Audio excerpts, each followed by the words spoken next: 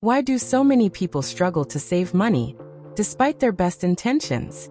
The answer is rarely just a lack of income. It often starts with invisible habits and triggers that sabotage even the smartest savers.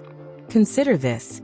Most people underestimate how powerful instant gratification is. Choosing a small treat today can feel better than waiting for a bigger win in the future. And then there's the confusion of complex budgets, guilt after impulse spending, or even feeling like saving is pointless because past attempts failed. Sound familiar? Here's what truly holds people back: unclear goals, lack of a simple plan, and the absence of small wins to keep motivation alive.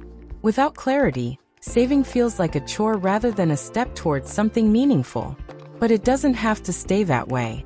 Instead of aiming for dramatic overnight changes, start by identifying just one saving goal that excites you. A weekend trip, an emergency fund, anything that matters to you. Break it down into realistic, small steps. For example, set up an automatic transfer. Even $10 a week counts. Track your progress, no matter how minor. Celebrate when you stay consistent. Also, anticipate roadblocks.